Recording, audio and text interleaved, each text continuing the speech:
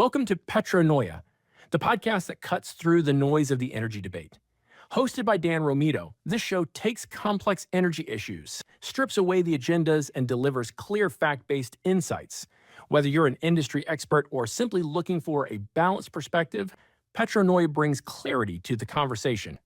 Each episode, Dan breaks down key topics, from U.S. energy independence to global policy impacts, focusing on the facts rather than the rhetoric, helping listeners make sense of the energy landscape. This is PetroNoia, where we separate fact from fiction to fuel-informed discussions. Welcome to PetroNoia. I'm your host, Dan Romito. We took a quick sabbatical for the holiday, but we are back. During that break, I was looking at what my guy, Mike Umbro, a man of many talents, has been working on. And we've had him on in the past, but I think the first time we had you on, you were like walking about a hotel trying to find a quiet place, and it didn't really work out. Now we're in our respective man caves. For the record, I am working on finishing my man cave to make it look like what Mike's currently is. He's got the cool neon lights in the background. I still got the pictures on the ground and the gangster bench.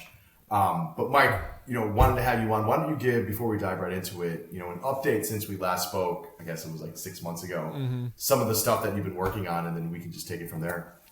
Yeah, we've the most exciting update on our end, we received a $6 million grant award under at the end of the Biden administration. And we're now one of, I believe this is still the accurate figure, but one of 5 awards that have been approved by Trump's DOE. So that's been a pretty exciting distinction. There's something like 2,500 awards that are still on pause, under review. Right. And so that was exciting. We formally launched. It caused a bit of a delay in, formally kicking off the project, but we kicked off the project 10/1. So just recently, but we started as an operator April 1, putting our own capital at risk, just saying, hey, whether or not this gets, reapproved by this administration, we're going forward with the project, which I guess I should remind is Geologic Thermal Energy Storage. Yeah. Right. So it's called Geothermal Thermal Energy Storage, which is a fancy way of saying we're heating an oil reservoir and storing thermal energy in that reservoir to produce back and provide dispatchable geothermal power to the California Independent System Operator, really when the grid needs it, peak and night. So it's not a base load plant. It's like a 5-hour a night type of a dispatch. But the beauty of Geotest and the power of the reservoir storage is 1,000-hour duration, or a 42-day battery when we have a seasonal event. So that's kind of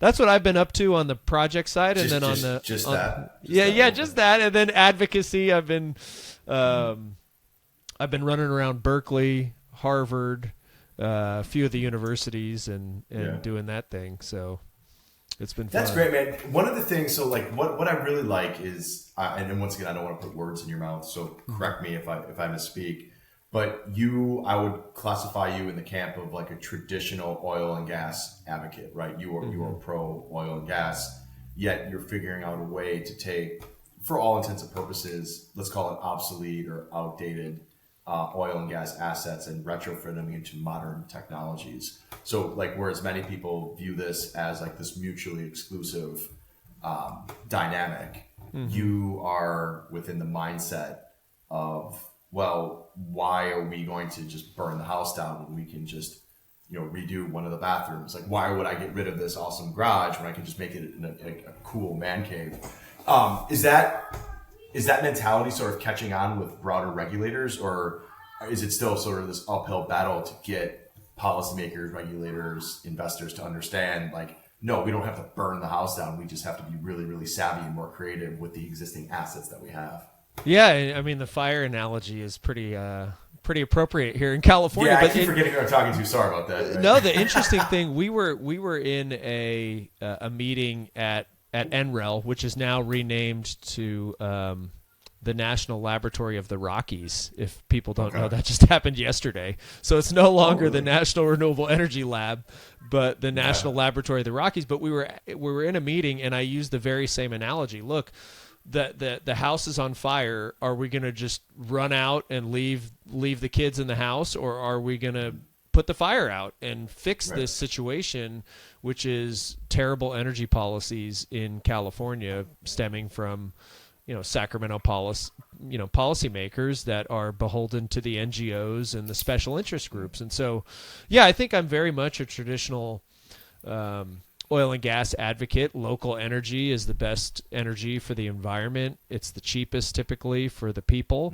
And it's something that's built California into the largest economy in the United States as a state, fourth largest in the world, and that's going to go away just as it has in Germany. We're going to suffer the declines, and as this president and his administration celebrate, sub $2 gasoline across a lot of the country now, we're paying $4.65, $4.85. It's just obscene what a traditional oil producing state is paying for gasoline, and it hurts everybody.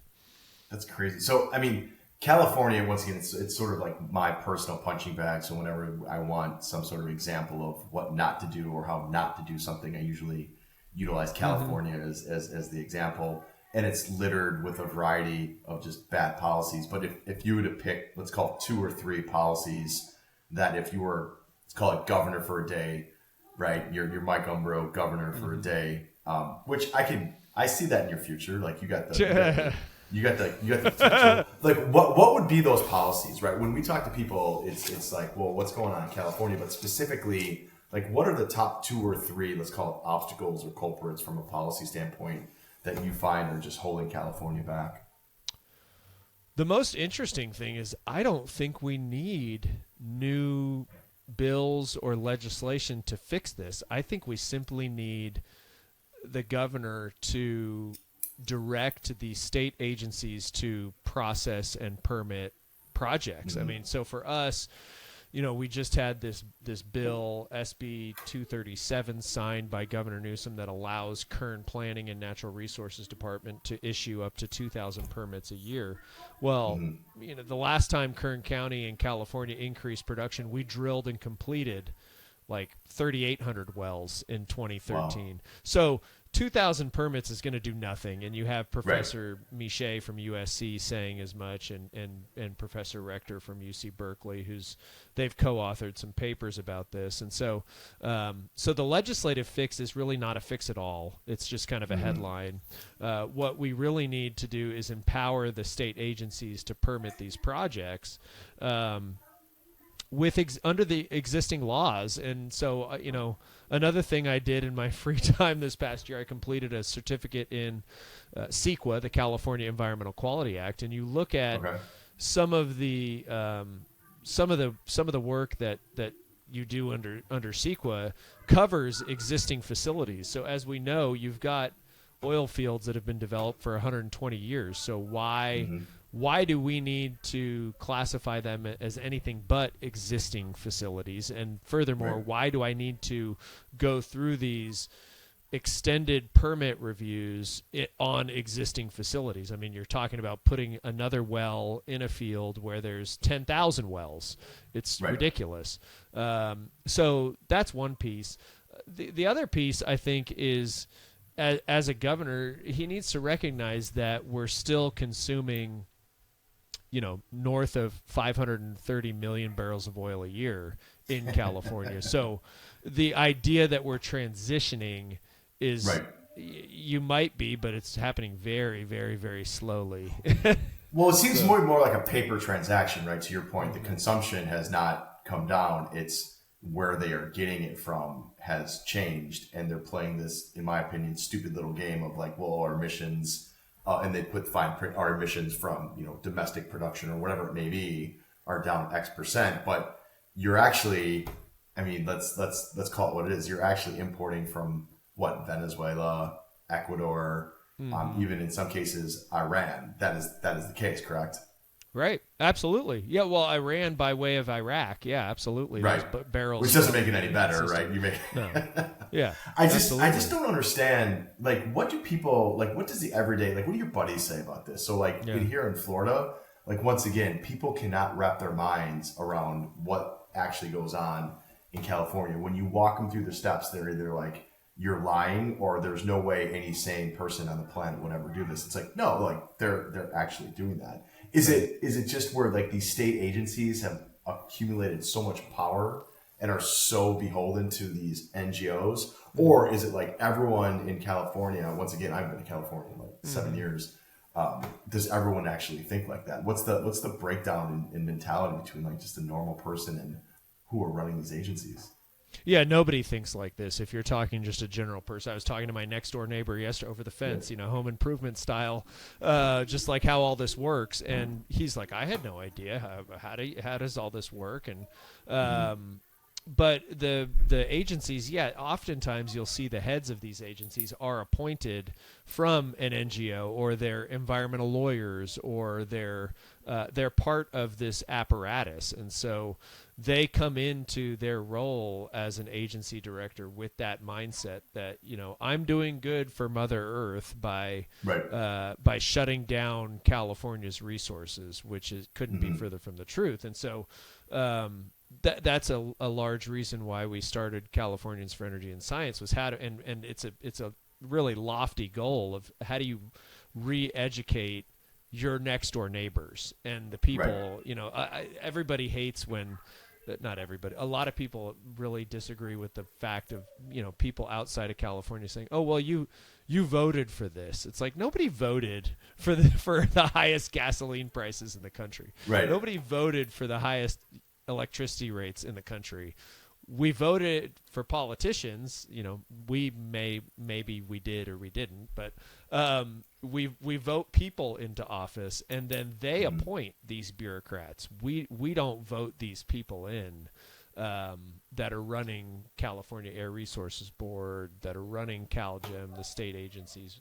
That none of that is voted in by the people of California. It's appointed by the governor. And so geothermal has been like this sort of forgotten badass, right? We've gotten caught up in how we're going to power the generative AI economy, and everyone, for the most part, if you're looking at the world rationally, is focused on natural gas and nuclear. But we've sort of put, like, as my daughter as my daughter says, like, put baby in the corner. She's a big Dirty Dancing fan, which she's 8, so she can only watch like half the movie. Yeah. But like, we have like for all intents and purposes, geothermal is like baby, right, from Dirty Dancing. Like, we stuck her in the corner, and like, I guess you're the Patrick Swayze to come in and like take her out. Yeah. But yeah, so like, why has geothermal been sort of like not pushed to the side, but why is it a little bit forgotten?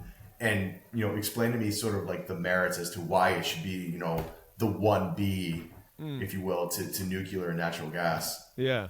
Yeah, it's a great question. There's a lot to go through there, because I've learned a tremendous amount of information on the geothermal industry, having transitioned our oil and gas project to geotests really in 2021, so the past 4 years.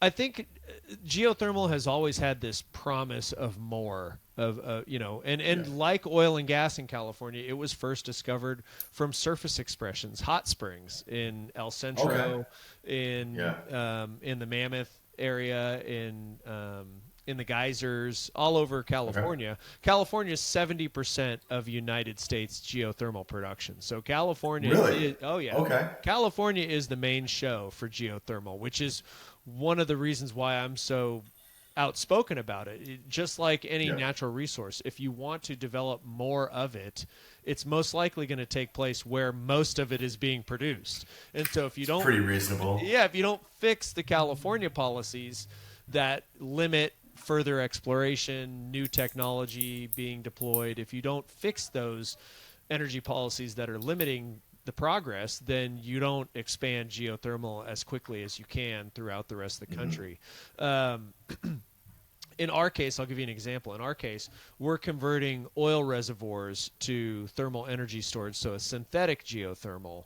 And we know that this will work because a vast majority of the oil production in Kern County is thermally enhanced, where we use natural gas to fire a steam generator to put steam into the reservoir. So you have these reservoirs over 60, 70 years have been elevated to temperatures of 500, 600 degrees Fahrenheit. So you get these reservoirs very hot. So what we're doing is we're using that known thermodynamics of thermal energy stored in the oil reservoir and introducing a novel process to add a power generation closed loop to that to dispatch hot water to the surface and produce geothermal power with the traditional steam turbine power generation set. What we're doing, we're not using what's called an organic Rankine cycle. We're not flashing steam in the wellbore. So there will be zero emissions with our process. If we're operating in a liquid phase under pressure, so there can be no emissions. Otherwise, we've got a leak in the system and there's a problem. But geothermal, there's so many different technologies that are being explored right now, whether it's geotest that we're doing, whether it's enhanced geothermal systems, which is hydraulic fracturing into hot, hard, dry rock. So in that instance, you really don't have a reservoir. You have hot granite rock at 10,000 feet below the surface, and you're splashing. What is it, like Austin Powers, like liquid magma? Yeah, that's kind of what they're trying to get down to. Yeah, I mean, and that you've got it, out in Hawaii on the Big Island, you've got some geothermal that they're harvesting from, volcanic activity. So, in one sense, yeah, you do have, hot liquid magma out in Hawaii, but I think Hawaii's like 5% of geothermal production in the United States. But geothermal is having I would call it a second renaissance. I'm not a big geothermal historian, but I know there was a big push for enhanced geothermal systems like 20, 30 years ago, and it didn't work out. Probably largely you didn't have the hydraulic, horizontal drilling, the hydraulic fracturing, the gains that we've seen in the oil and gas industry, and that technology being crossed over to a company like Fervo. And I see Tim Latimer posting this on X, the CEO of Fervo, who's an oil and gas drilling engineer from Veneco, offshore California oil production, who is where he cut his teeth.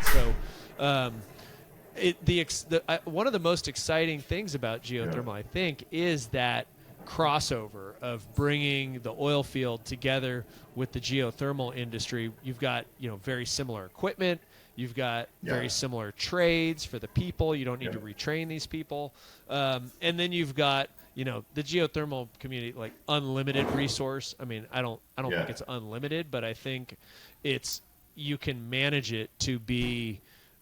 In our case, we look at it as rechargeable.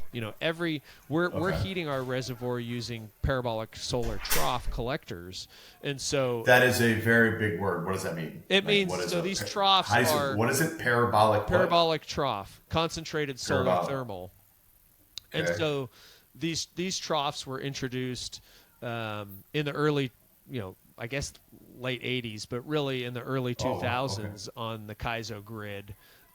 Before flat panel photovoltaics became so cheap that you could just roll these across the valley floor. But the parabolic troughs are like 80% efficient at collecting sunlight and making thermal energy versus the photovoltaics are probably around a 20% efficiency, meaning we need less surface area if we use the parabolic trough as a surface infrastructure. So sunlight hits the trough, it concentrates onto a receiver tube that sits 3 meters in front of the trough. So no power towers that are scorching birds mid-flight. So that receiver tube has a polysilicon oil that gets heated to 700 degrees Fahrenheit. That goes to a heat exchanger. We bring up the reservoir. We sell the oil. So we produce the oil from the reservoir, which we need. We sell that oil. It will be the lowest carbon intensity barrel in the world. And then we're left with brackish water that gets heated at that heat exchange to 500 degrees, and then we put it back in the reservoir. So it's a solar-powered reservoir, no emissions, that every time the sun's out, we're charging. Every minute that sun is out, we're charging. And then the potential, what's really exciting with the national labs and the Department of Energy is you don't need to build a battery. You don't need to source the battery commodities. You don't need to manufacture it. You don't need to install it. The reservoir is the battery. And so we're heating, initially, a 200-foot thick section of that reservoir. We're heating, and we'll heat it, and that's what allows us to be on for 42 days of storage. So a couple things. So essentially, no battery in sort of, let's call it strategic terms, means zero reliance on China or rare earth minerals or the supply chain getting bogged down, right? That it's all an autonomous, I don't know, there's probably a better word, but it's autonomous in that sense. In terms of, like you said earlier, that like roughly 70% of this resource is California. Does this have the capability to scale? Can you send it to your, let's call it, blue neighbors in Colorado and New Mexico who are sort of share the same mentality on the emissions? Or what's the potential for scaling this sort of technology?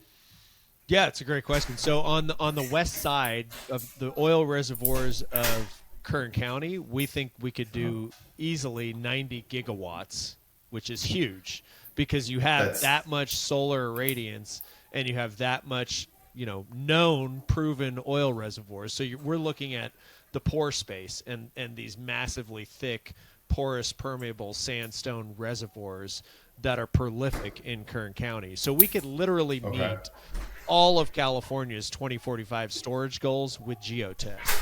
That's the scalability. So real quick, why the hell is no one talking about this? Like, why is the conversation, at least from my perspective, like 90% nat gas and nuclear, and like geothermal is sort of like this afterthought. Once again, I'm guilty of it. Like, well, we're talking about it. Yeah, exactly. That's the whole point of the show. But like, why isn't this picking up? Like, you would think people would go, they would love this shit. Like, why is it sort of this like secret for the time being? Yeah, everybody does because it's first of a kind. So it's proven technology. So the concentrated solar thermal is a proven technology.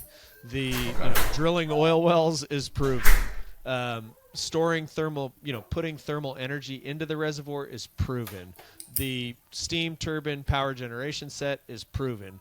The novelty is the process, putting it all together in a process that works. And so I think this kind of gets back to the advocacy piece of, our engineers are, one of our engineers was Getty Oil, Texaco, Chevron. Our other engineers are Chevron, thermal enhanced oil recovery technology, gurus. That Kern River, for those that don't know, Kern River oil field was the technology center for Chevron globally for their thermal technology testing and development. And until California went bonkers and they said, okay, we'll just move everything to Houston. But that's the kind of experience and opportunity we have to harness the knowledge that our professionals have built over 60, 70 years. But I think more and more people will talk about it once we prove it works. And so what we see happening is, we'll develop at full field development. We think we can do half a gigawatt. So not a small power plant, 500 megawatt power plant. Once we show that our tiny demonstration works, we think everybody will be fast followers. It'll be California's shale boom. That's interesting. Okay. Well, I see geotest as the only technology that saves California's oil fields. There was a piece put out yesterday by the California Globe, Katie Grimes, that said, hey, these oil fields are basically beyond saving because we're losing the oil pipelines moving crude out of the Central Valley. We're losing the refineries. We're losing the workforce. We're losing the technology. We're losing, there's no capital.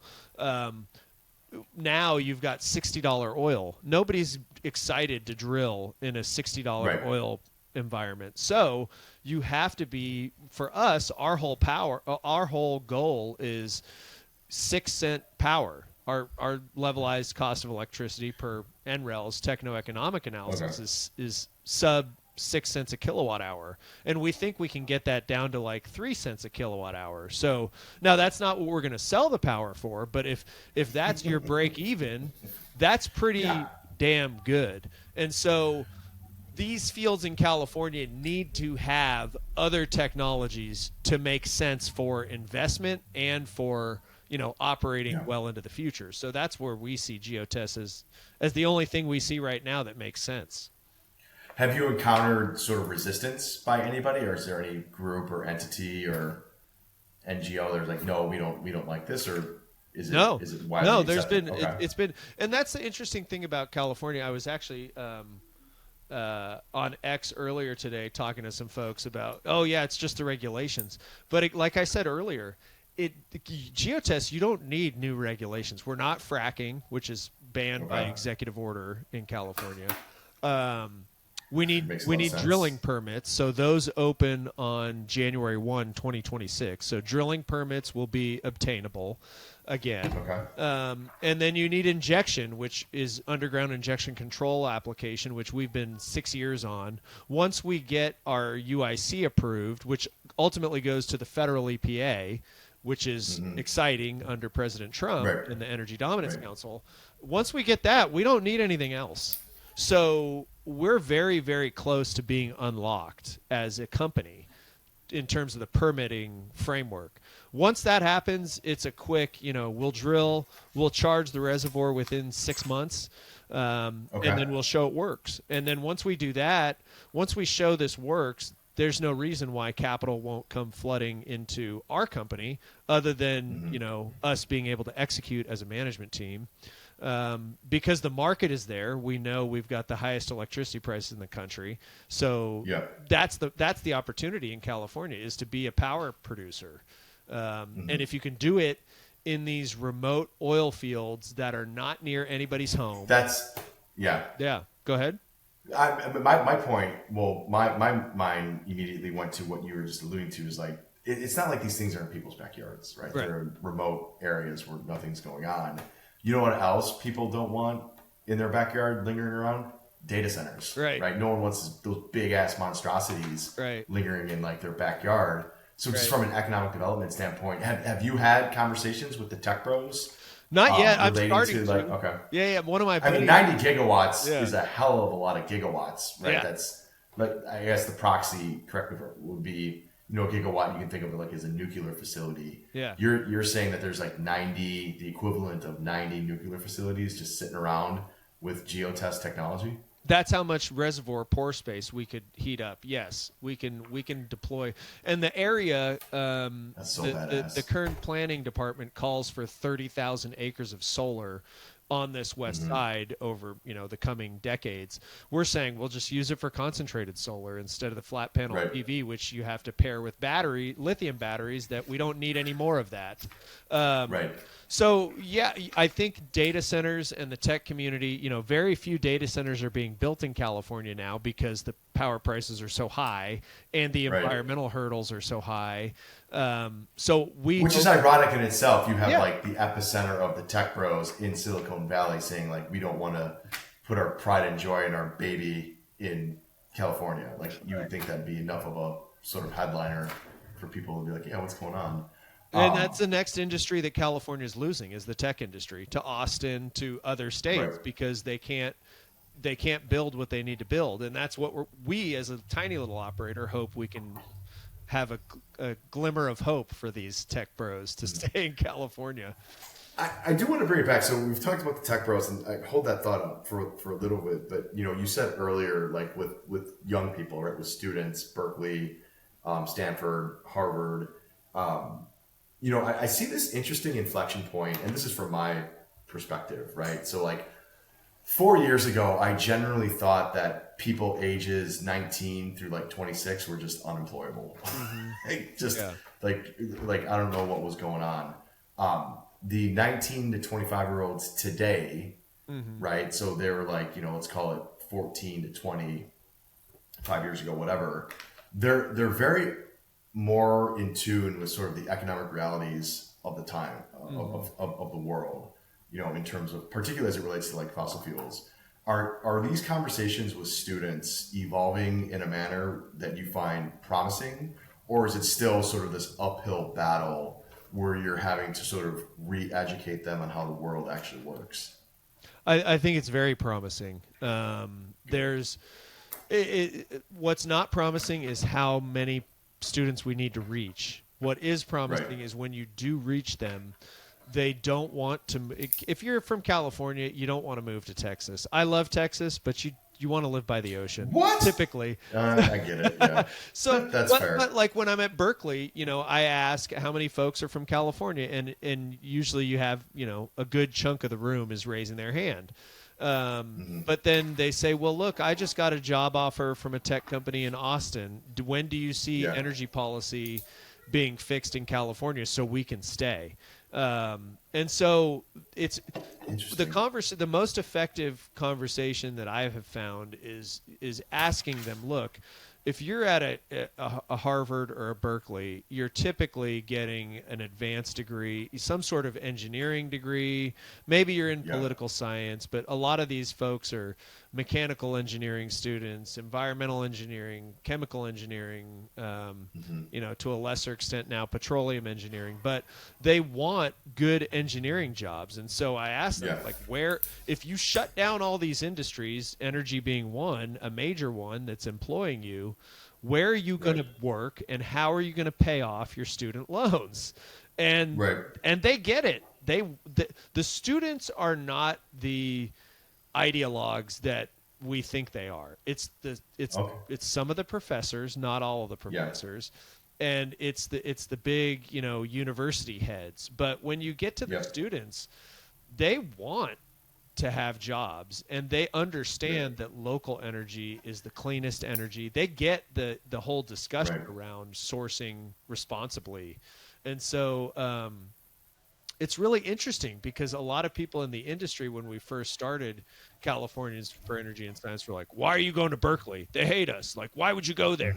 It's like, well, number one, this is where the Air Resources Board and all these agencies pull the future leaders of these agencies. So you need to be educating these people because they're going to be regulating us in the future. And then number two, why would we not want to go into what benefit does it do if we just go to like UT Austin or Texas A&M or Texas, the echo chamber? That does nothing. So anyway, I'm very encouraged by what's happening at the in our talks with the students. Yeah, I see it the same way. Once again, the irony of this is from the standpoint of privilege, you have a tenured professor, which they have to do God knows what to get fired, right? That tenure label has really done a disservice to the university system, in my opinion. Conversation for another day. But to go in and try to convince these kids to adopt what they personally believe is ridiculous in of itself. And I just feel that younger people are becoming more and more aware of what's going on in Europe, probably not great things, utilizing Germany as the prime example, not being able to get a job, having a very sort of a distinct level of enthusiasm or some sort of, emotional anchor to, I want to be an engineer. It's you still need these industries around. And the whole thing about engineering is being innovative and improving these technologies. Right. So very long-winded way of saying, I just, back to your point, I'm just the bureaucratic, problem that we see in government. It's get rid of these people. Just they need to get lost. They're just a complete problem. How do you envision this evolving? Do you think this is the status quo and it remains an uphill battle, or do you see sort of a reversion to the California of old, where it was still a little bit left leaning, but certainly much more pragmatic, much more objective, less idealistic, less anchored to just shenanigans? What's the and once again, you can be as enthusiastic or cynical as you want. How do you see this evolving over the next 5 to 10 years? I'm very excited. I tell people my goal right now, or the past 8 years, has been to be the cockroach, to survive the end of this nuclear holocaust that is Governor Newsom. I just want to be alive and as a company when he's termed out, which is next year. I'm optimistic for a number of reasons. Number one, we have the World Cup coming and the Olympics coming after that. And so you've got the Pacific Palisades fire that was devastating, but brought President Trump here basically his first month back in office, who said there can be no golden age without the Golden State. He's very smart. He gets it. He knows that we are the largest economy in the United States. And if we don't fix, and if you look at his map of, where gasoline prices are dropping, you'll notice that the whole Western United States is yet to really enjoy the rest of the country, because it all starts in California. And so I believe what's happening is the DOE is getting settled in, they're reorganized. There's going to be a focus on fixing California, and I think they're getting there.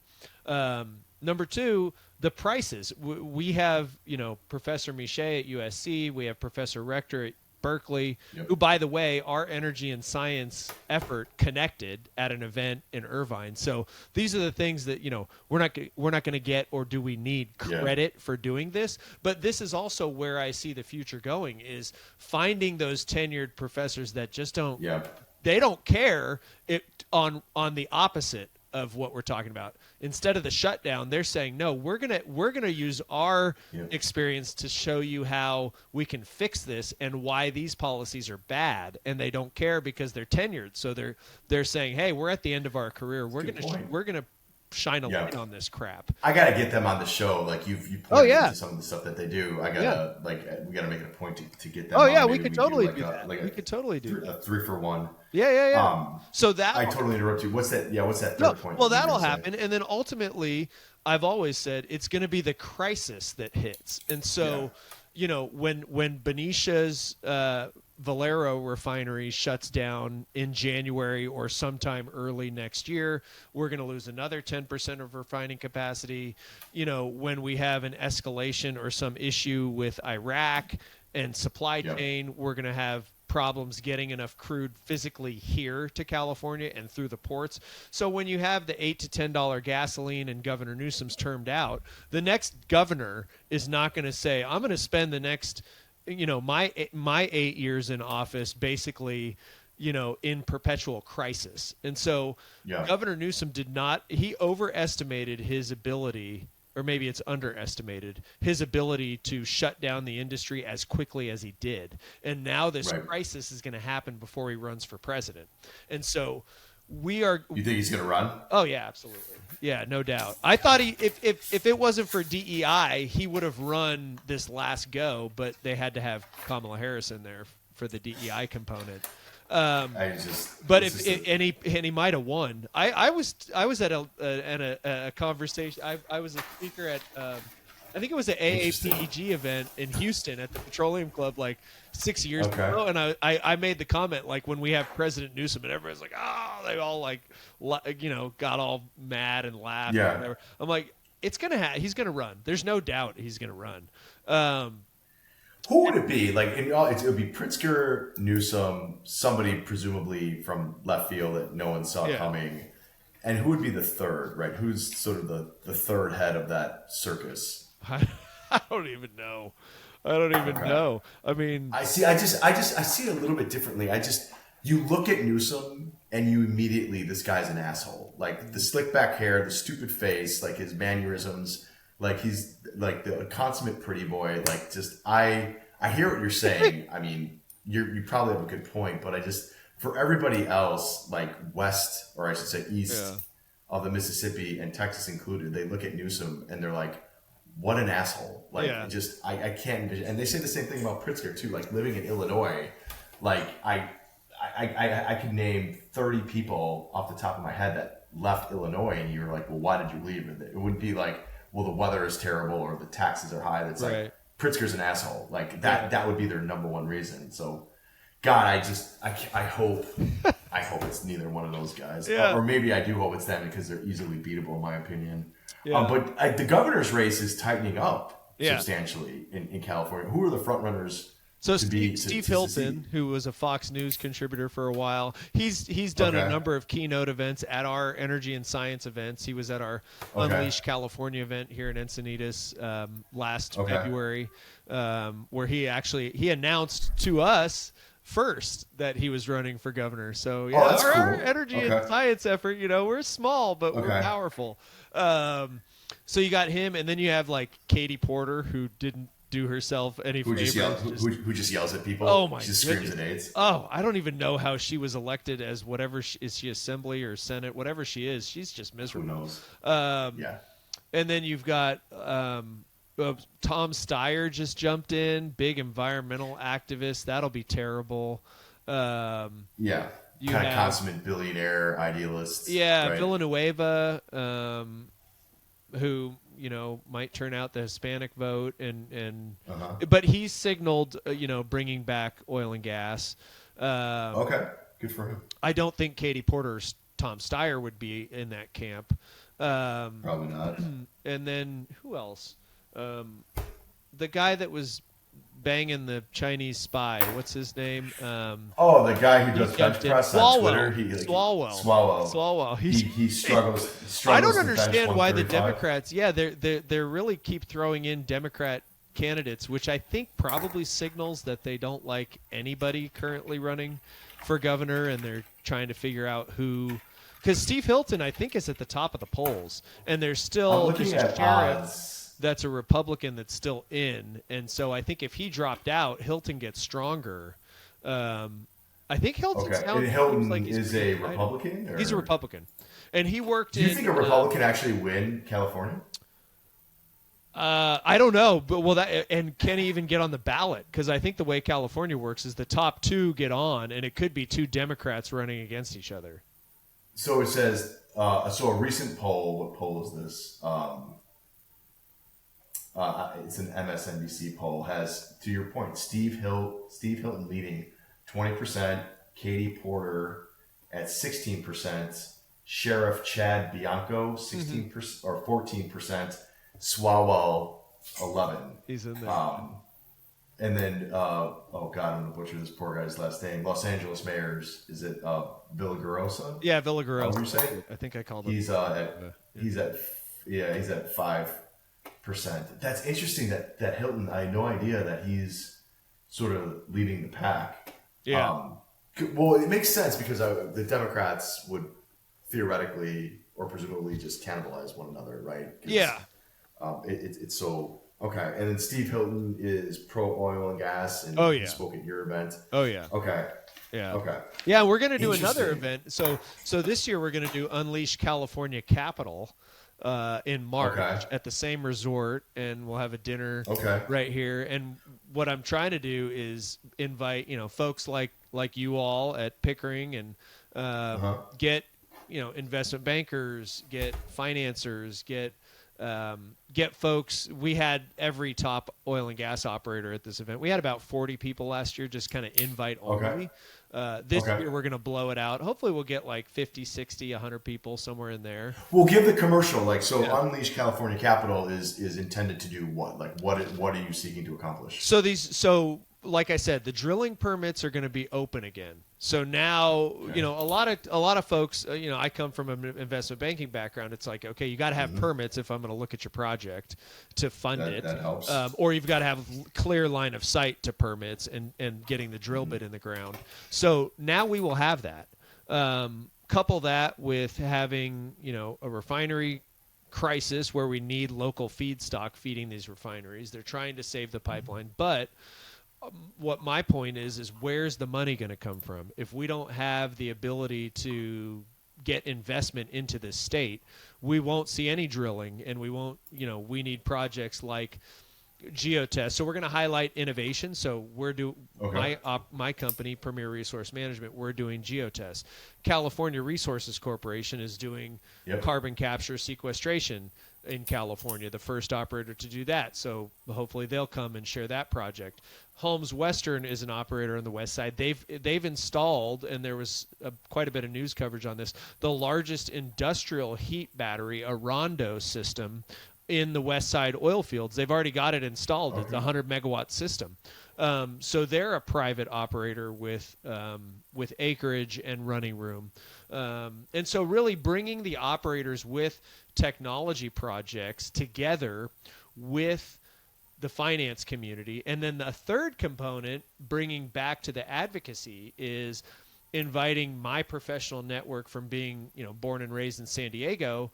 There's a lot of wealth in San Diego. If for those that don't know it, Apple is now the largest, I believe, commercial tenant in terms of real estate in San Diego. So the whole tech community moved from the Bay Area to San Diego during COVID. Really? Okay. Oh, yeah. Oh, there's a tremendous amount of biotech in San Diego. So bringing what I envision is bringing powerful minds together in different industries, but really with a focus on educating, top leaders on how energy systems work in California. And then number two, what investment opportunities exist in California? Because I'm a firm believer that, back to that earlier question about what's the potential future look like, this crisis hits, there will be a push back to the middle in terms of pragmatism.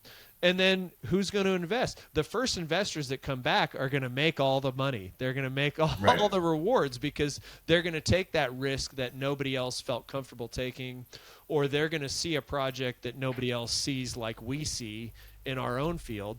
And then they're going to see an opportunity to take a technology like geotest to West Texas, to South Texas, to areas where you have prolific solar irradiance and prolific reservoirs that will soon need new technologies beyond your traditional hydraulic fracturing and stimulation. And then finally you couple that with, we're going to be on the beach in Encinitas, and the way I set up this conference is it's my local spots. You're gonna be. It's not gonna be like, hey, let's walk around in our suits and I spend a lot of time looking at let's sweat through my gray suit. Let's get out of my gray suit. Like, I can't wait. Yeah, I'm sure you've been to Digital Wildcatter events before they were an AI company. It's like that's what we do. It's like, we're going to get together, we're going to be relaxed, but we're going to be very serious. And it's really the caliber of the people in that room are all,